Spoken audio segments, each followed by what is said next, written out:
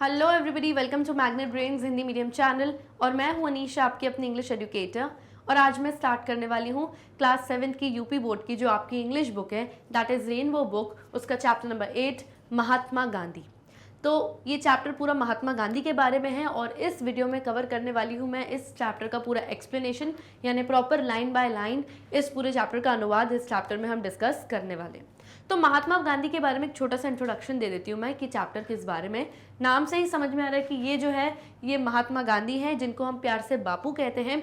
यह हमारे राष्ट्रपिता हैं हमारे देश भारत के, और इन्होंने हमारे देश भारत के लिए क्या क्या किया, इनका क्या योगदान, क्या कंट्रीब्यूशन था हमारे देश के लिए, वो सब कुछ इनके बारे में आज हम पढ़ने वाले हैं इस चैप्टर में। ऑल्सो इनकी जो पर्सनल लाइफ है, यानी कि जो इनका निजी जीवन है, कि इनके माता पिता कौन थे, इनकी धर्मपत्नी कौन थी, इन सब के बारे में भी हम सब कुछ आज इस चैप्टर में पढ़ने वाले हैं। So let's begin with our chapter explanation. In India, we call Mahatma Gandhi as Bapu or Rashtrapita. His full name was Mohandas Karamchand Gandhi. He was born on 2nd October 1969 at Porbandar in Kathiawad, Gujarat. His father's name was Karamchand Gandhi. तो बताया जा रहा है कि in India, Bharat में, हमारे हिंदुस्तान में, हम महात्मा गांधी को किस नाम से जानते हैं, किस नाम से पुकारते हैं, बुलाते हैं, बापू या फिर राष्ट्रपिता के नाम से। इनका पूरा नाम था मोहनदास करमचंद गांधी, जिसमें करमचंद गांधी इनके पिता का नाम था। इनका बर्थ यानी इनका जन्म 2 अक्टूबर सन 1869 में हुआ था। कहाँ पर? पोरबंदर नाम की जगह में, जो काठियावाड़ गुजरात में थी। इनके पिता का नाम था करमचंद गांधी, और मेरे लेफ्ट हैंड साइड पे आप इनके फादर की पिक्चर देख सकते हैं कि महात्मा गांधी के फादर कैसे दिखते थे। ओके।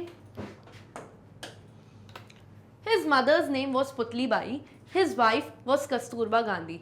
इनकी माता का नाम था पुतली बाई, जिनकी पिक्चर आप मेरे यहाँ लेफ्ट हैंड साइड पर देख सकते हैं, और जो उनकी वाइफ यानी जो उनकी पत्नी थी, उनका नाम था कस्तूरबा गांधी, जिनकी पिक्चर है ये। तो ये उनकी माता थी और ये उनकी पत्नी थी।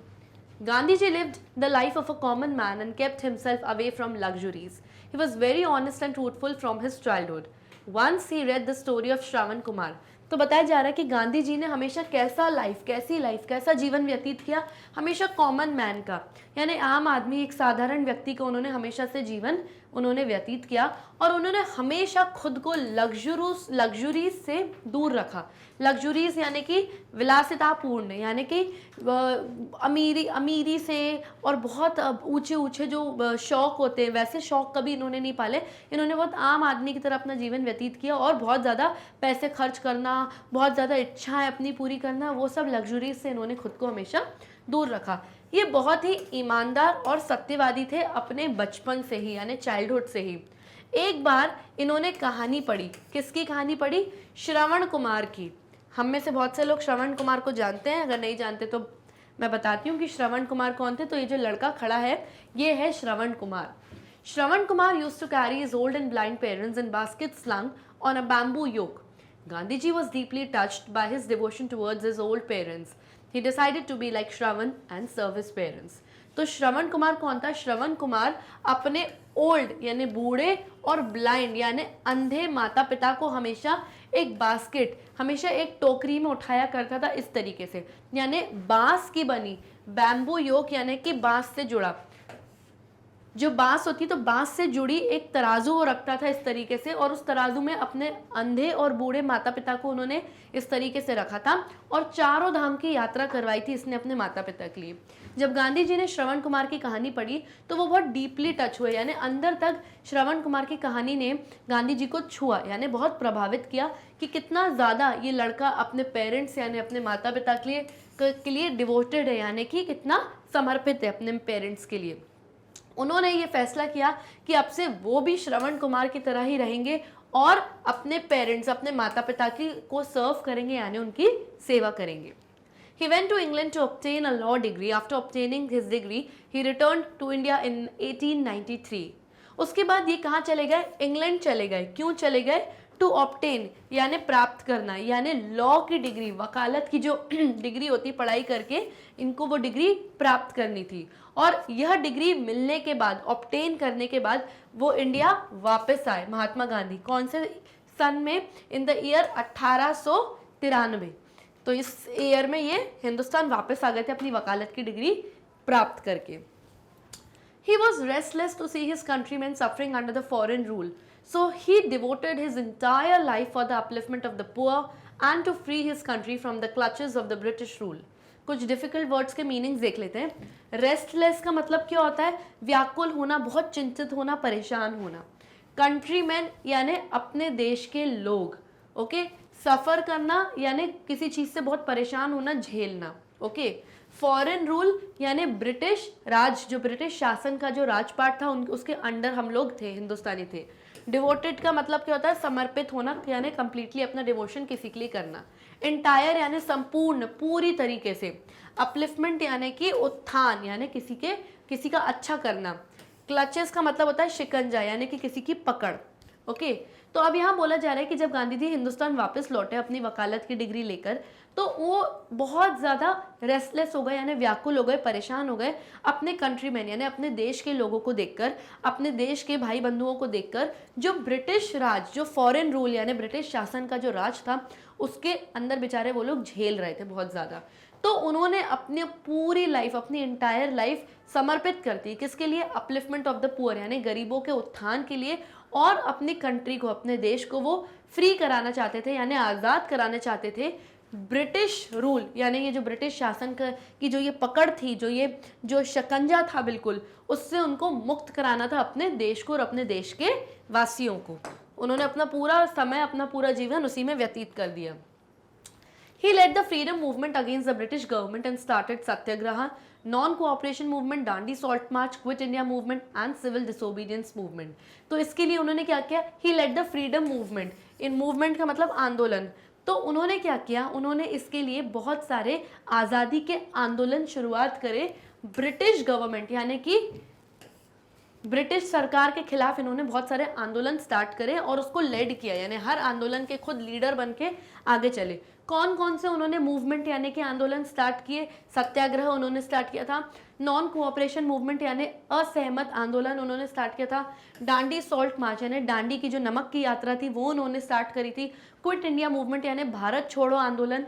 एंड सिविल डिसोबीडियंस मूवमेंट यानी कि सविनय अवज्ञा आंदोलन। कई सारे आंदोलन इन्होंने शुरुआत किए। Ultimately India got freedom on 15 August 1947। Ultimately का मतलब क्या होता है? आखिरकार, अंत में हमारे देश भारत को, इंडिया को फ्रीडम यानी कि आज़ादी मिल गई।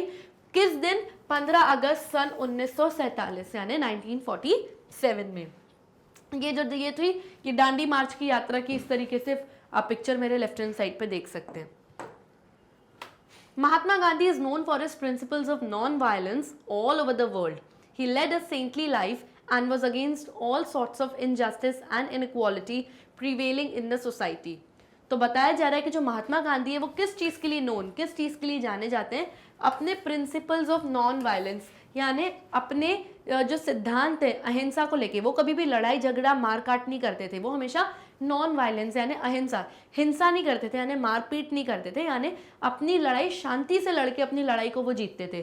तो वो जाने जाते थे पूरे विश्व में, ऑल ओवर द वर्ल्ड, यानी पूरे विश्व में अपने जो अहिंसा के जो सिद्धांत है उसके लिए वो बहुत जाने जाते हैं। उन्होंने हमेशा अपनी सेंटली लाइफ जी। सेंटली लाइफ यानी एक ऐसा व्यक्ति जो संत समान होता है, जो हमेशा पुण्य करता है, हमेशा अच्छे काम करता है और दूसरों की हेल्प करता रहता है, मदद करता रहता है। तो इस तरीके का जीवन हमेशा गांधी जी ने व्यतीत किया और हमेशा किस चीज़ के अगेंस्ट रहे? वो किस चीज़ के खिलाफ रहे?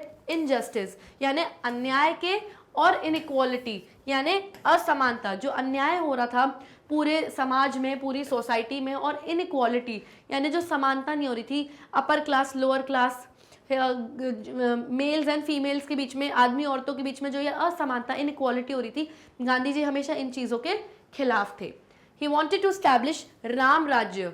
Bye Ram Rajya he meant the kingdom of God. Gandhi ji हमेशा क्या स्टैब्लिश यानी क्या स्थापित करना चाहते थे? राम राज्य। और राम राज्य से उनका क्या मतलब था? राम राज्य का मतलब था किंगडम ऑफ गॉड, यानी भगवान का साम्राज्य, एक ऐसी जगह जहां पर हमेशा सब भगवान का ही नाम जपते रहे और अच्छाई का रास्ता हमेशा अपनाए। For him, Ram and Rahim were one and the same deity. For his great contributions to the country, Indians call him the father of the nation और बापू। तो गांधी जी के लिए राम और रहीम यानी हिंदू और मुसलमान सब एक ही भगवान थे, डाइटी यानी कि भगवान, उनके लिए राम रहीम सब एक बराबर था, उनके लिए भगवान एक ही है, चाहे किसी भी धर्म का हो। उनका बहुत ग्रेट कंट्रीब्यूशन यानी बहुत महान योगदान रहा है हमारी कंट्री, हमारे देश भारत के लिए, जिस वजह से हम इंडियंस, हम हिंदुस्तानी, हम भारतवासी उनको किस नाम से बुलाते हैं? फादर ऑफ द नेशन, या फिर हिंदी में कहें तो बापू। He was assassinated on 30th January 1948 by Nathuram Godse. Since then, 30th January is observed as Martyrs' Day in India. और इनकी हत्या कैसे हुई यानी इनकी मृत्यु कैसे हुई? He was assassinated यानी राजनैतिक हत्या, यानी इनकी एक राजनैतिक हत्या हो गई थी गांधी जी की, यानी प्लानिंग करी गई थी कि गांधी जी की हत्या होनी है, तो इनकी प्लानिंग करी यानी पॉलिटिकल प्लानिंग हुई और इनकी हत्या कर दी गई। किस दिन? 30 जनवरी सन 1948 में यानी 1948 में।